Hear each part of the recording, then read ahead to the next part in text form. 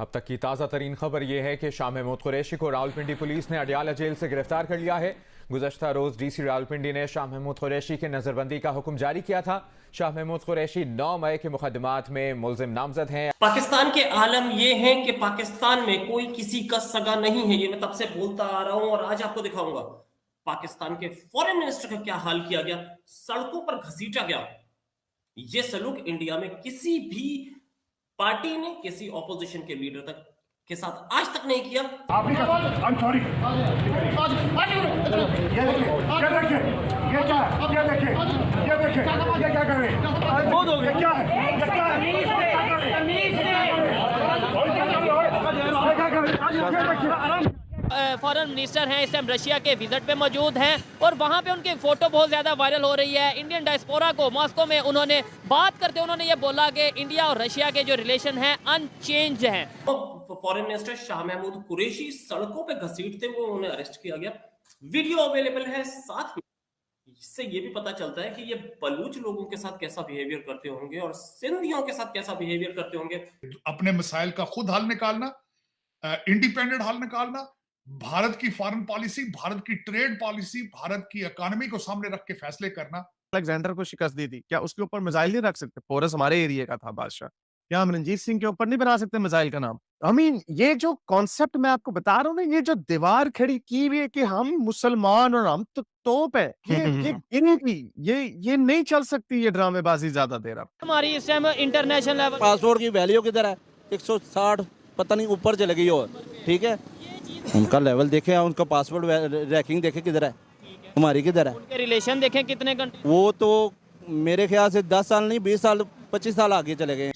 उन्होंने हिंदी के अंदर स्पीच दी है, उसको मुझे तो डिफिकल्टी थी थोड़ी समझने में, बाद में ट्रांसलेशन उसकी मुझे पढ़ने का मौका मिला है। लेकिन इसको कहा जाएगा कि Bharat is flexing their muscles. वो कर्नल बनेंगे, जनरल बनेंगे, तब क्या ये मौलवी करेंगे? क्योंकि ये तो ज्यादा से ज्यादा मदरसे ही छोड़ रहे हैं, ये तो मदरसा छाप बच्चे ही छोड़ रहे हैं। उन्होंने तो कोई कौन मदरसे से निकल के बनता है जर्नैल बनता है, या कौन मदरसे से निकल के प्राइम मिनिस्टर बनता है? कोई नहीं बनता।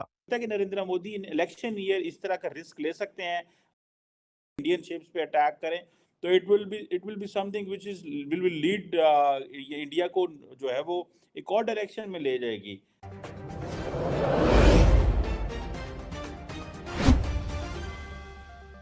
रशिया से हमारे प्राइम मिनिस्टर ऑयल लेने गए, उन्हें वैसे प्राइम मिनिस्टर की सीट से हटा दिया गया। जबकि दूसरे कंट्री की बात करेंगे नेबर इंडिया की, वो रशिया से भी रिलेशन बेहतर रखे हैं, ईरान से भी ऑयल ले रहे हैं। जहां उनका दिल करता है, उनके फॉरेन मिनिस्टर आज रशिया गए हैं, वहां के विजिट पे और बड़े अच्छे, मतलब ये है कि वो पूरी दुनिया में उनके ऊपर बात की जा रही है।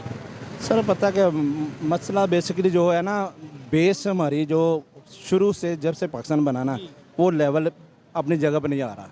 ठीक है, हर बंदा जो ना, मैं ये मुझसे नीचे या मुझसे वो पे, हर बंदे की एक लाइन होती है, वो लाइन से ट्रैक से उतरा हुआ है। ठीक है, पर हम कोशिश कर रहे हैं एज ए अवाम कोशिश कर रहे हैं, एज ए हमारे जो गवर्नमेंट है, एज ए जो जो गवर्नमेंट है, जो भी गवर्नमेंट आ रही है ना, वो इस तरह ही है जो अपने मफाद के चक्कर में आते हैं। ठीक है, बेसिकली अब इस वक्त अवाम की जो हालात हैं आपको पता ही है, जो अवाम से और अच्छा, ये जो इन्होंने, मैं डेली बेस पे प्रोग्राम करता हूँ, बहुत से लोगों से सवाल करता हूँ जी पाकिस्तान के जिम्मेदारी क्या है, जो इस टाइम कंडीशन है, अवाम जिम्मेदार है, गवर्नमेंट। लेकिन इन्होंने जो बात किया कि 1947 जब से पाकिस्तान बना तब से शायद हम ट्रैक पे नहीं चढ़े, चाहे वो हमारे पॉलिटिशियन हो या पब्लिक हो, यानी हम जड़ से ही थोड़ा बहुत खाम। तो ये क्या वजह, वो लोग ट्रैक पे चढ़ के आज उनके रिलेशन भी बेहतर हैं, हम लोग ट्रैक पे क्यों नहीं चढ़ पाए? किसकी वजह से नहीं चढ़ पाए?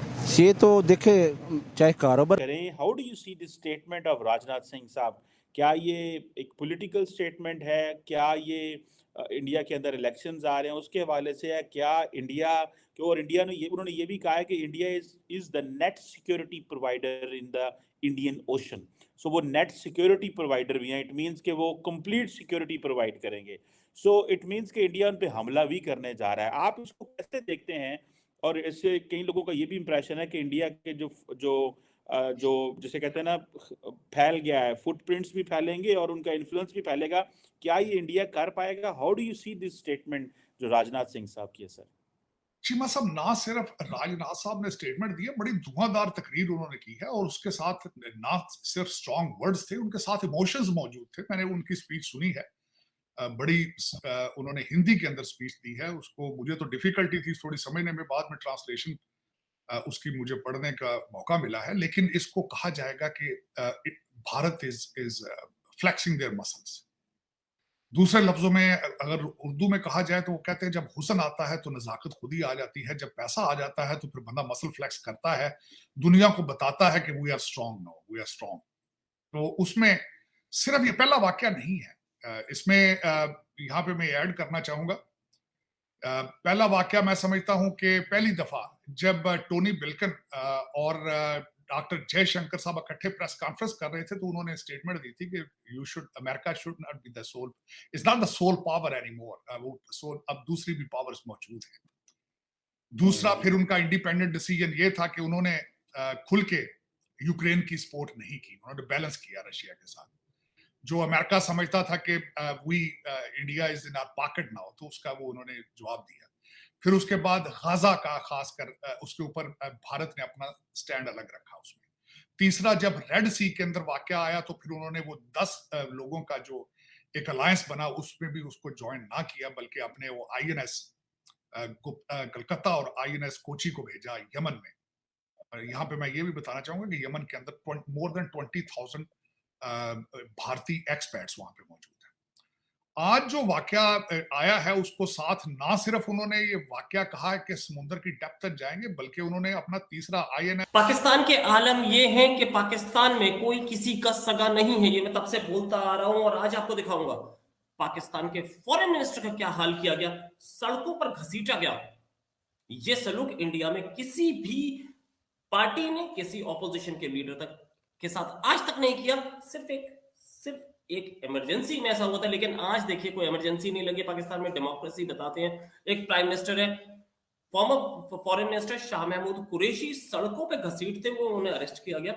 वीडियो अवेलेबल है। साथ में इससे ये भी पता चलता है कि ये बलूच लोगों के साथ कैसा बिहेवियर करते होंगे और सिंधियों के साथ कैसा बिहेवियर करते होंगे।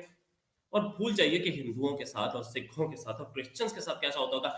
ये तो मुसलमान ही है ना, एक मुसलमान देश, एक ऐसा देश जो मुसलमानों के लिए बना था, वहां एक मुसलमान के साथ कैसा है।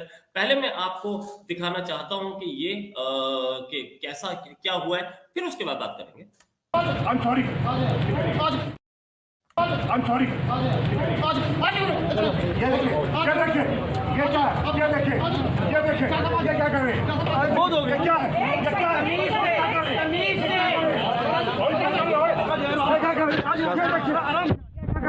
आराम से ये तरीका है इन पुलिस वालों का।